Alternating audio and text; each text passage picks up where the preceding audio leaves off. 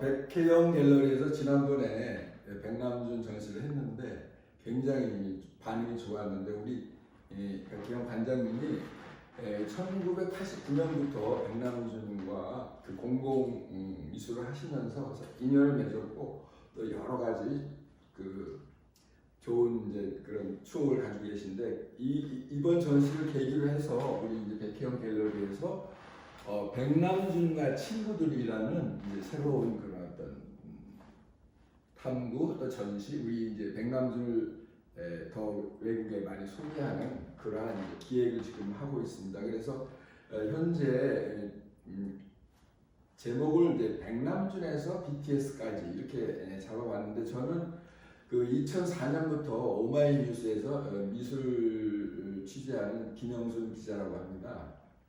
그래서 오늘은 백남준에서 BTS까지 이 전시를 왜 해야 되는지 간단하게 5가지 정도로 이렇게 요약을 해봤는데 사실 그 서양에서는 영국 하면은 세익스피어, 독일 하면 괴테, 뭐 프랑스 하면 무슨 보들레르 이런 유명한 분이 있는데 우리나라도 역시 이 백남준이 우리를 그 받쳐주는 거대한 문화 기둥으로서 참 그 우리에게는 큰 힘이 되는 분이기 때문에 그래서 이번에 백남준이 영국 런던 테이트 모던에서 그 회고전을 하면서 또 영국뿐만 아니라 영어권 나라에서 많이 이제 알려졌고 그것을 이제 계기로 해서 이번에 그 테이트 모던에서 백남준 세계를 이렇게 조명하는 이제 유튜브가 나왔는데 거기 보면은 백남준이 5가지를 예언했다 이렇게 되어 있어요. 그래가지고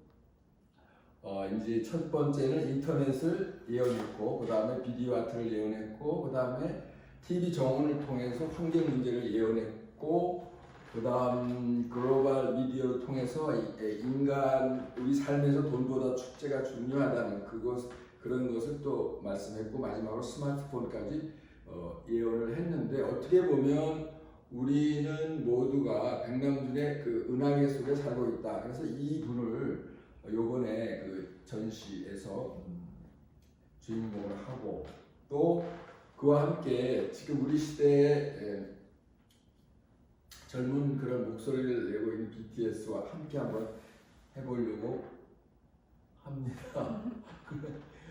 근데 여기서 보면 백남준이 BTS보다 그 20대 더 BTS적이었거든요. 그래서 굉장히 그 과격하고 또 실험적이고 그래서 이제 별명이 그 문화 테러리스트라는 이름까지가 붙었는데 물론 그 당시 인터넷이 없기 때문에 유명하진 않았지만 독일에서는 상당한 센세이션을 일으켰죠.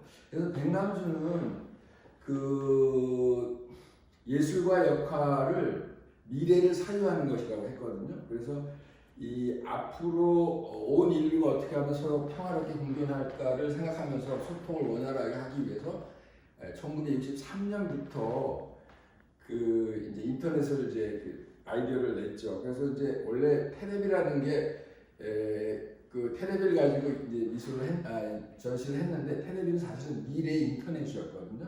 그래서 그것이 쭉 그 한 30년 동안 해서 이제 나중에 이제 상영화돼 1994년에 상영화되죠.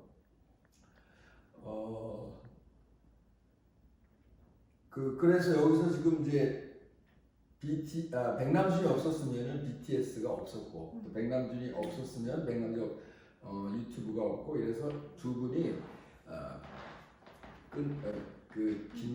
끈을 내야 끊을 수 없고 두 번째는 백남준이 생각하는 전시 방법의 가장 좋은 거는 그 고급 문화와 그러니까 또 대중문화를 반반씩 섞는 거를 굉장히 선호했습니다. 그래서 백남준의 생애에서 가장 그 중앙에 속하는 이제 그 시기가 1984년인데 1984년 1월 1일 날 굿모닝 미스터 오엘이라는 미서마트를 이제 전 세계 우주 오페라로 생중계해서 그 당시에 한 200만 명의 그 사람들이 이걸 봤거든요. 근데 이거는 어떻게 보면은 인터넷이 나오기 전에 어떻게 방송과 방송을 이렇게 채널 연결하면 뭔가 소통이 되지 않을까 하는 실험적인 거였는데 이것이 나중에 또 인터넷을 만든 계기가 됐죠. 그래서 그 당시에 세계 언론이 이 작품에 대해서 엄청난 그 찬사를 보냈고 뭐 르몽드나 이런 신문들에서 많이. 근데 이제 여기 이렇게 프로그램을 커티를 짠 것을 보면은 그 당시에 아주 레노라는 유명한 이제 그 대중 아티스트와 함께 또 최고급 이제 그 아티스트를 이렇게 반반씩 섞어서 이렇게 만드는 것이 이제 지금 우리가 보면 굉장히 흥미로운 이제 일이라고 하지 않을 수 없습니다. 그래서 사실은 만약에 그 당시에 BTS가 있었다면은 백남준은 반드시 BTS와 함께 그 프로그램을 했을 텐데 이미 이제 시간이 많은 차이가 있기 때문에 지금 못하지만 그래도 백남준이 없다 하더라도 또 백남준과 BTS를 가상으로 연결해서 하나 전시하면 좋지 않겠는가. 그래서 사실 그 당시에 BTS를 대신하는 사람이 영국의 천재적인 엔터테이너 데이빗 보우라는 사람이 있었습니다. 그래서 이 사람이 대중음악까지만은 1999년에 버클리 음대에서 명예 박사를 받을 정도로 굉장히 높은 그 대중가수의 품격과 수준을 이제 인정받았는데, 그래서 이제 백남준이 이제 이분과 같이 한 것 했지만 지금은 BTS와 하는 게 들레즈의 그 핵심 사상이 하나 있는데 그게 탈영토 제국주의라는 게 있어요. 말이 좀 어려운데 쉽게 말하면 남의 영토를 쳐들어가지 않고 세계를 지배하는 게 탈영토 제국주의예요. 그러니까 평화적인 방법이죠.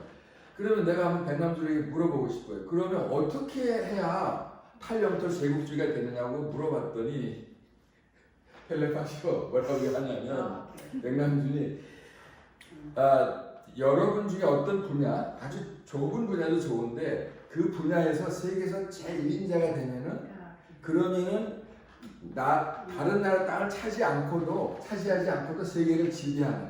그래서 우리 한국 사람이 공부도 좋아하고 또 지식 노동자도 많고 또 새로운 것에 호기심이 많기 때문에 열심히 공부하다 보면 인터넷에서 뭔가 이렇게 검색하다 보면 이제 세계 1인자가 되는데, 이거는 이제 우리가 21세기에는 한국이 세계 문제에 대한 대안을 내놓는 이제 그런 역할을 해야 된다.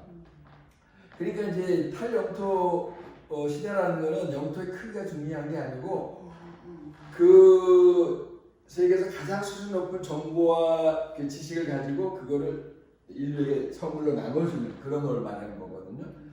그러니까 이제 이거는 가상현실의 영토를 차지하는 거기 때문에 무궁무진해요. 뭐 거기서 싸울 필요도 없는 거고. 근데 보면은 이번에 BTS가 바로 그 일을 했거든요.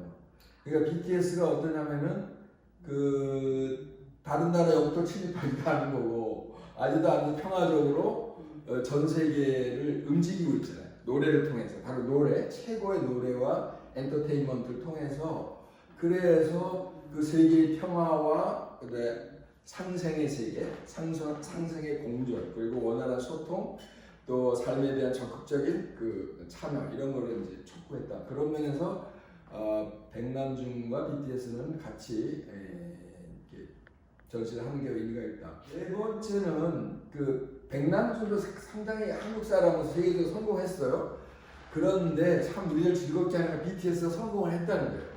왜냐하면 한국 사회라는 게 사실 성공하지 말아야 하는 사람이 성공하는 경우가 많아요. 아직까지도. 그런데 이번에 우리를 즐겁게 하는 거는 꼭 성공해야 하는 사람이에요. 정말 그 피와 땀과 눈물, 자기 노력과 그런 걸 인정받을 수 있다는 것은 참으로 이게 참 바람직한 일이고, 또 그 요즘 청소년들이 전 세계적으로 굉장히 이제 그 좌절감에 빠져 있고 이제 어떤 그 뭐랄까 감시, 처벌, 뭐 공포 이런 사회적인 이제 분위기 속에서 그 길을 펼 수 있는 그런 새로운 용기를 줬다고 할 수 있게. 그래서 서울대 언론정보학 홍석경 교수는 이번에 BTS의 의미를 왜 성공했냐면 세계 청소년들에게 희망과 용기를 줬다. 그래서 어떤 그 팬은 이렇게 댓글에서 내가 인생에서 가장 밑바닥 구렁텅이에 빠졌을 때 나를 구해준 것이 바로 BTS다. 뭐 이런 이제 댓글을 남겼다고 하죠.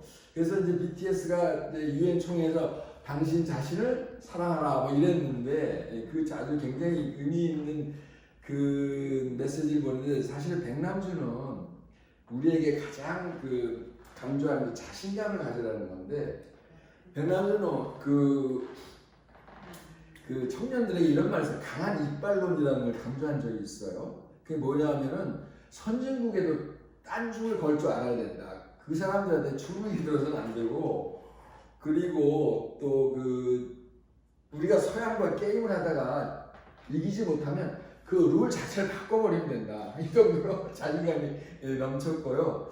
그래서 이제 그 휘트니 비엔날레 같은 경우에도 이게 미국에서 우리가 전시를 빌려오지만 그럼에도 불구하고 우리는 거기에 대해서 그만한 수준을 가질 수 있다. 그래서 사실 백남준은 그 6개국어를 했어요. 그러니까 이 백남준은 열등감 제운 인간이에요, 이분이. 그 어떤 서양의 석학을 만나도 전혀 뭐 거기에 흔들리거나 그런 일이 없어. 그래서 이분이 이제 놀라운 건 30살에 내가 문화 징기스칸이 돼가지고 전 세계 미술을 쓸어버리겠다 이런 말을 했거든요. 근데 30살에 이렇게 뭐 말하면 대단하고 그리고 30년 후에 사실 실제로 베니스 비엔날레에서 전 세계 미술을 완전히 그냥 쓸어버렸어요. 실제로 그 말로만 그런 게 아니고.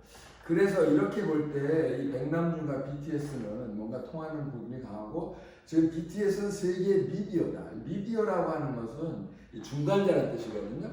그래서 이건 피스메이커, 매치메이커 역할을 하는 건데 지금 신자유주의 시대에는 너무 이제 이 돈의 힘이 이제 강하다 보니까 소통이 원활하지 않고 젊은 사람들이 이제 직장을 얻지 못하고 이러면서 절망 좌절에 빠지고 이럴 때 어떤 새로운 그 용기와 영감을 주는 그런 면에서도 그래서 이번에 보면 그 Hope is everywhere, keep going, 희망은 어디나 있다. 이제 우리가 앞으로 전진하자. 이 노래가 BTS의 메시지거든요. 그런 면에서 다섯 번째로 백남주가 BTS의 전시를 해야 하는 이유는 바로 이 방시혁이라는 사람인데요. 이 사람은 굉장히 역설적인 독서를 했어요. 그러니까 이제 서울대 그 졸업식 그 연설에서 여러분 저는 꿈이 없지만 불만은 엄청나게 많은 사람이다. 그러니까 근데 좀 이게 뭐냐 하면은